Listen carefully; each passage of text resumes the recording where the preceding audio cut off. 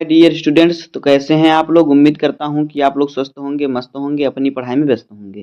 दोस्तों, मैं विनय विश्वकर्मा आपका स्वागत करता हूं आपके अपने चैनल विनय सर स्टडी में। तो दोस्तों, आज के वीडियो में हम क्लास 12 हिंदी 2025 बोर्ड एग्जाम के लिए मोस्ट इंपॉर्टेंट टॉपिक को पढ़ेंगे, जो कि हमारा 24 फरवरी में बोर्ड एग्जाम में आने वाला है। तो आज की वीडियो में हम 21 महत्वपूर्ण टॉपिक को पढ़ेंगे।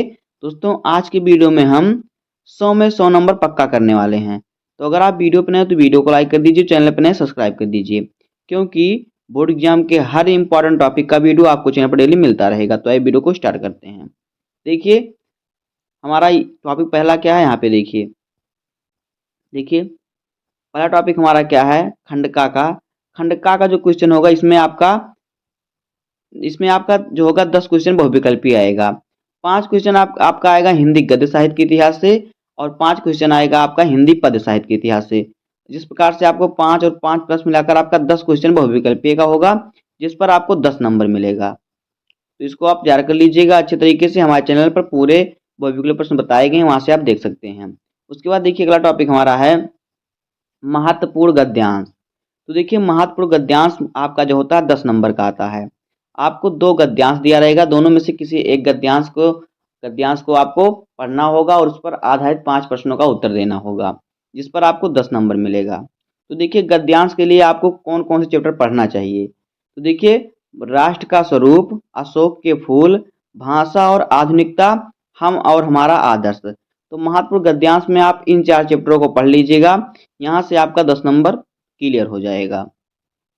उसके बाद देखिए, अगला टॉपिक हमारा है महत्वपूर्ण पद्यांश। तो महत्वपूर्ण पद्यांश भी हमारा 10 नंबर का आता है। आपको 2 पद्यांश दिए रहेंगे, दोनों में से आपको किसी एक पद्यांश को सॉल्व करना होगा, जिस पर आपको 5 क्वेश्चन दिए रहेंगे, उस 5 क्वेश्चनों का आंसर देना होगा, जिस पर आपको 10 नंबर मिलेगा। तो इसके लिए देखिए, आपको कौन कौन से चैप्टर पढ़ना चाहिए।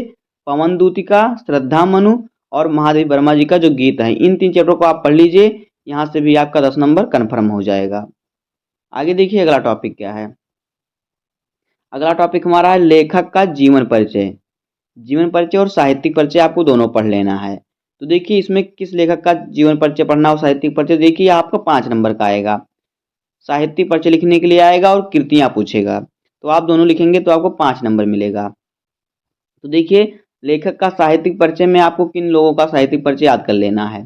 देखिए, वासुदेव शरण अग्रवाल जी का, आचार्य हजारी प्रसाद द्विवेदी जी का, डॉक्टर एपीजे अब्दुल कलाम जी का और हरिशंकर परसाई का।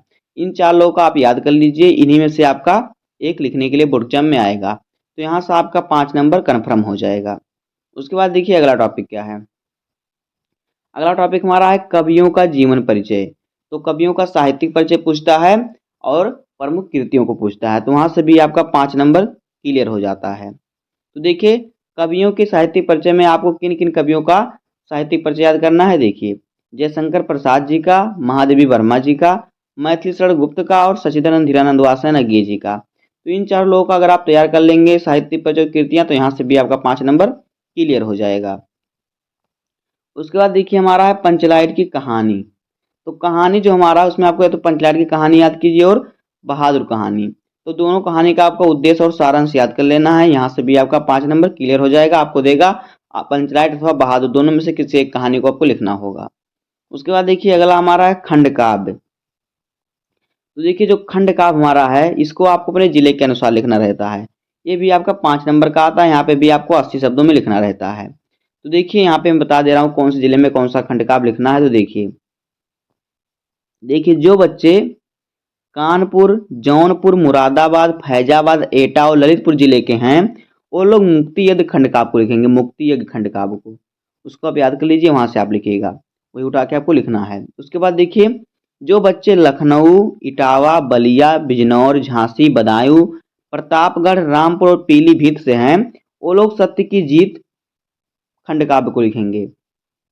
उसके बाद देखिए, जो बच्चे वाराणसी, बुलंदशहर, मथुरा, मुजफ्फरनगर, फतेहपुर, उन्नाव और देवरिया से हैं, ये लोग रश्मिरथ खंड काव्य को लिखेंगे। उसके बाद देखिए, जो बच्चे प्रयागराज, अलीगढ़, सहारनपुर, फर्रुखाबाद, मैनपुरी, मिर्जापुर और सीतापुर से हैं, वो लोग बच्चे क्या करेंगे, वो लोग आलोक वृत्त खंड काव्य को लिखेंगे।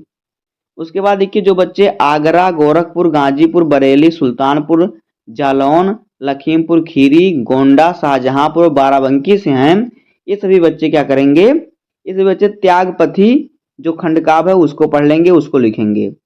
उसके बाद देखिए जो बच्चे मेरठ, आजमगढ़, बस्ती, रायबरेली, हरदोई, बांदा, बहराइच, हमीरपुर, जो बच्चे इन जिलों के हैं वो लोग श्रवण कुमार खंडकाव्य को लिखेंगे। तो बस इसी प्रकार से आपको खंडकाव्य लिखना होगा। अब आगे देखिए, अब आगे हमारा खंड खा। देखिए खंड खा में हमारा प्रश्न संख्या 9 क्या कह रहा है, देखिए टॉपिक 9 है हमारा संस्कृत का महत्वपूर्ण गद्यांश। तो देखिए यह क्वेश्चन आपका 7 नंबर का आता है। आपको 2 गद्यांश दे रहेंगे संस्कृत का, जिसमें से आपको किसी एक का संदर्भ लिखकर हिंदी में अनुवाद करना रहेगा। तो यहाँ से आपका 7 नंबर मिलेगा, 2 नंबर आपका मिलेगा संदर्भ पर, 5 नंबर मिलेगा आपको हिंदी में अनुवाद पर। तो देखिए इसके लिए आपको कौन कौन सा चैप्टर पढ़ना है। इसके लिए आपको संस्कृत भाषाया महत्तम, महामना मालवीय, 2 पाठ आपको पढ़ लेना है। इन 2 पाठ से आपका 7 नंबर क्लियर हो जाएगा। उसके बाद देखिए अगला टॉपिक हमारा क्या है, संस्कृत का महत्वपूर्ण पद्यांश यानी श्लोक, संस्कृत के महत्वपूर्ण श्लोक। तो यहाँ से भी आपका 7 नंबर मिलेगा। यहाँ पे आपको 2 श्लोक देगा, दोनों में से किसी एक श्लोक का संदर्भ लिखकर हिंदी में अनुवाद करना रहेगा। तो 2 नंबर आपको मिलेगा संदर्भ पर और 5 नंबर मिलेगा आपका श्लोक पर, जो मिलाकर आपका 7 नंबर हो जाएगा। तो देखिए इस टॉपिक के लिए आपको कौन कौन सा चैप्टर पढ़ना है, देखिए सुभाष रत्नानी और फिर दूसरा जातक कथा। तो इन जो 2 चैप्टर को आप तैयार कर लेंगे तो यहाँ से आपका 7 नंबर कन्फर्म हो जाएगा। उसके बाद देखिए आगे हमारा क्या है, आगे हमारा मुहावरे और लोकोक्तियाँ। तो यहाँ से भी आपको 2 नंबर मिल जाएगा। आपको अर्थ लिखकर वाक्य प्रयोग करना रहता है। उसके बाद है अपठित गद्यांश। तो अपठित गद्यांश आपका कहीं से भी पूछ सकता है, हमने महत्वपूर्ण अपठित गद्यांश को बताया है, वहां से आप देख सकते हैं। गद्यांश दिया रहेगा आपको, उस पर आधारित 3 प्रश्न आपको दिए रहेंगे, तीनों प्रश्नों का उत्तर आपको लिखना होगा। अब आगे देखिए, आगे हमारा है शब्द युग्म। तो शब्द युग्म जो है ये आपको शब्द दिए रहेंगे उसका अर्थ लिखना रहता है। जैसे कि देखिए दिया रहता है कि पुत्र पौत्र, तो 2 दिया रहता है, दोनों में से आपको 4 विकल्प दिया रहेगा, जो सही रहेगा उस पर आपको कॉपी में लिखना होगा। उसके बाद शब्द अर्थ, आपको एक शब्द दिया रहेगा उसका 2-2 अर्थ लिखना होगा। 4 शब्द दिया रहेगा आपको, 4 में से किसी 2 का 2-2 अर्थ लिखना होगा, यहाँ से भी आपका 2 नंबर मिल जाएगा। उसके बाद है वाक्य संशोधन, आपको 4 वाक्य दिया रहेगा जो कुछ गलत रहेगा, उसमें से 2 वाक्य को आपको सही करके लिखना होगा, यहाँ से भी आपका 2 नंबर मिल जाएगा। उसके बाद देखिए हमारा है रस। तो रस आपके बोर्ड एग्जाम में 2 नंबर का पूछता है। तो देखिए आपको क्या रहेगा कि आपको परिभाषा लिखकर उदाहरण देना रहेगा। तो देखिए यहाँ पे आपको हास्य रस, करुण रस, वीर रस, श्रृंगार रस, तो इन 4 रस को आपको पढ़ लेना है। चारों में से किसी एक रस का लिखना रहता है, परिभाषा और उदाहरण, जिस पर आपको 2 नंबर मिलेगा। उसके बाद हमारा है छंद। तो छंद देखिए, छंद भी हमारा 2 नंबर का पूछता है। इसमें आपको कुंडलिया और दोहा छंद को पढ़ लेना है, परिभाषा और उदाहरण, यहाँ से भी आपका 2 नंबर क्लियर हो जाएगा। उसके बाद देखिए हमारा है अलंकार। तो अलंकार में भी आपका हमारा 2 नंबर का आता है। तो अलंकार में भी आपको क्या कहेगा, परिभाषा लिखकर उदाहरण देना रहेगा।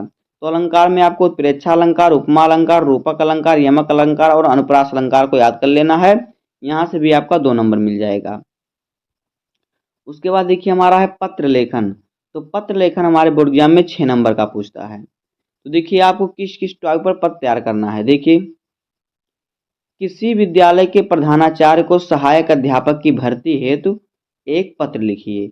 तो आपको इस टॉपिक पर पत्र तैयार करना है। उसके बाद देखिए किसी बैंक के प्रबंधक को अपने अध्ययन हेतु अल्प ब्याज में ऋण देने के लिए एक पत्र लिखिए, इसको भी आपको तैयार करना है। उसके बाद देखिए क्या है, विद्यालय में नियुक्ति हेतु प्रबंधक को एक आवेदन पत्र लिखिए, तो इसको भी आपको तैयार करना है। उसके बाद अपने गांव अथवा शहर की बिजली समस्या हेतु उचित अधिकारी को एक पत्र लिखिए, इस पर भी आपको पत्र तैयार कर लेना है। तो जितने टॉपिक बता रहा हूँ सभी पर आप पत्र तैयार कर लीजिएगा। उसके बाद ये क्या है, बैंक प्रबंधक को शिक्षा ऋण के आवेदन के लिए एक पत्र लिखिए, इस पर भी आपको तैयार कर लेना है। उसके बाद किसी पर्यटन स्थल की यात्रा करते हुए अपने मित्र को एक पत्र लिखिए। आप कहीं घूमने गए, उसका वर्णन करते हुए अपने मित्र को एक पत्र लिखिए, बताइए उसमें क्या था, कैसे आप घूमे, क्या आपको वहाँ पे क्या अच्छा लगा, कहाँ पर आप प्रसन्न हुए, क्या क्या आपने खाया पिया, सब आपको लिखकर इसी हिसाब से पत्र लिखकर अपने मित्र को भेजना है। तो यहाँ से आपको 6 नंबर मिल जाएगा अगर आप इन सभी टॉपिक को तैयार कर लेंगे। उसके बाद देखिए हमारा अगला टॉपिक है निबंध लेखन। तो निबंध लेखन आपका बोर्ड एग्जाम में 9 नंबर का पूछेगा। कितने नंबर का? 9 नंबर का। तो देखिए आपको किस किस टॉपिक पर निबंध तैयार करना है। देखिए क्या है, पर्यावरण प्रदूषण समस्या और समाधान, आपको इस टॉपिक पर निबंध तैयार कर लेना है। उसके बाद आतंकवाद समस्या और समाधान, इस पर भी। भारत में बेरोजगारी की समस्या, और फिर है आज़ादी का अमृत महोत्सव, नई शिक्षा नीति गुण और दोष। उसके बाद मेरे प्रिय लेखक। तो जितने में मैं टिक कर रहा हूँ उतने पर आप तैयार कर लीजिएगा निबंध। वर्तमान समाज में नारी की स्थिति, विद्यार्थी जीवन में अनुशासन का महत्व, और साहित्य और समाज में संबंध। तो आपको इसी प्रकार से 5 निबंध पूछेगा। पांचों में से आपको किसी एक निबंध पर, एक का निबंध लिखना रहेगा जिस पर आपको 9 नंबर मिलेगा। तो निबंध आप लगभग से 3 पेज से ज़्यादा ही लिखिएगा, तभी आपको पूरा नंबर मिलेगा। दोस्तों इसी प्रकार से आपको बोर्ड एग्जाम में कॉपी को लिखना है, इसी प्रकार से पेपर सॉल्व करना है। तो अगर आप इसी प्रकार से पेपर सॉल्व करेंगे तो आपको 100 में 100 नंबर पक्का मिलेगा।